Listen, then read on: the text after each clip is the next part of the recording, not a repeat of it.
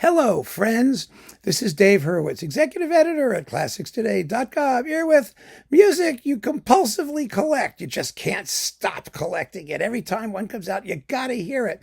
And, nowadays, you don't have to really collect it in that sense because it's easier than ever to just get online and download and listen to dozens of versions of things that you never would have heard before and certainly wouldn't have wanted to spend money on. That was really the old problem in the old days, wasn't it? Because in order to collect stuff, you had to pay for it. And to pay for it just because you wanted to hear it, but you might not want to keep it, or it might not be any good, or you really didn't even have any confidence that it would be any good, but you were curious because you're just so in love with the music itself. Well, that made things a little bit more complicated anyway, and now it's easy. We can all be as obsessive compulsive as we want and spend the rest of our lives listening to every single possible version that's out there somewhere on YouTube or it's a whole different world than it used to be. And so you're going to spend a lot more time on the same works, and it's going to be a little bit more difficult to accumulate your list of faves. But as with everything in this series, I'm giving you my top 5 faves.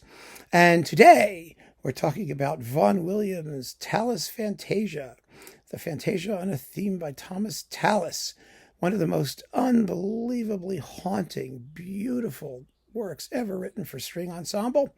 It's just to die for. It really is. I remember one of the first times I listened to it. I mean, I knew it sort of, casually.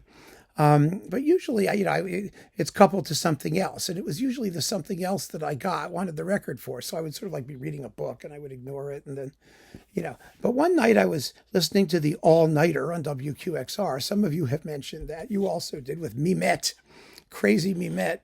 And Mimette, had that lovely silken voice. And she described it as a piece that weeps with itself.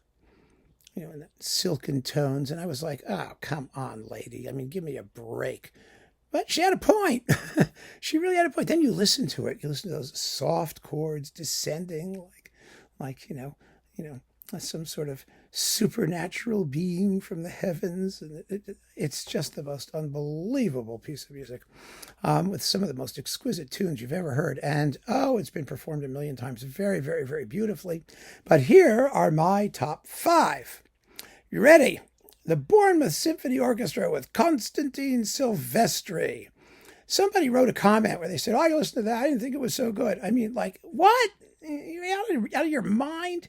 Oh, what an intensely passionate, expressive, eruptive, fabulous performance that is, with wonderful climaxes and a big cathedral acoustic to allow the string tone of the orchestra to expand.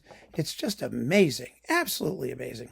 After that, the Philadelphia Orchestra with Eugene Ormandy. Oh, one of the greatest string sections in the universe. I mean, really, one of the greatest string sections in the universe. On Columbia, he did it twice.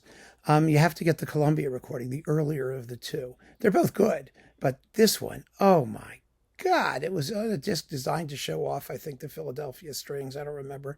Or it was on English Music with green sleeves and Delius. I mean, that was the last CD, I think. It had some Delius pieces, which were also marvelous. And the Tallis Fantasia and I think Greensleeves Fantasia. And wow. Of course, the British musical press would seldom give it the attention it deserved. They had their own local people to push. But, quality tells in the end. And this is an extraordinary performance, totally sympathetic to the character of the music and just amazingly played. And then we have the reference recording, which is Barbirolli with the Sinfonia of London on EMI Warner.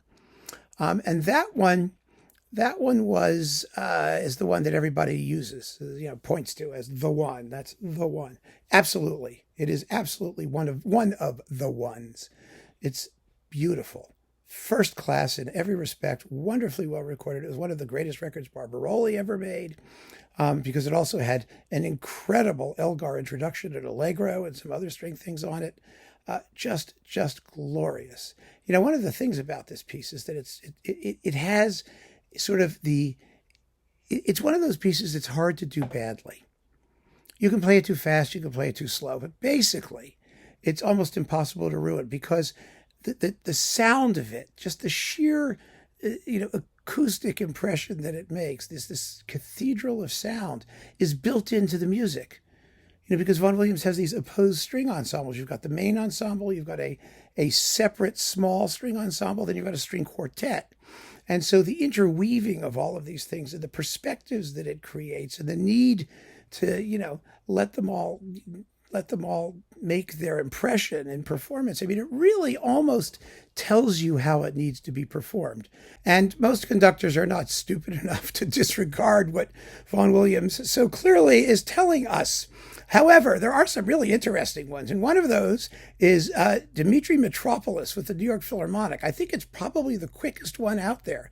He gets through it in something like 13 minutes. It's very, very, very impulsive. I mean, Mitropoulos was like that. He was kind of a twitchy guy, but this is really passionate and intense and exciting. I mean, it's not a work that makes you want to like jump up and down.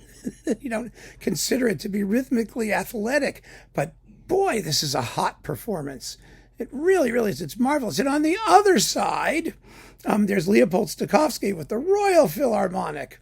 Now that it's Stokowski. I mean, you have to get it because it's Stokowski and it's strings.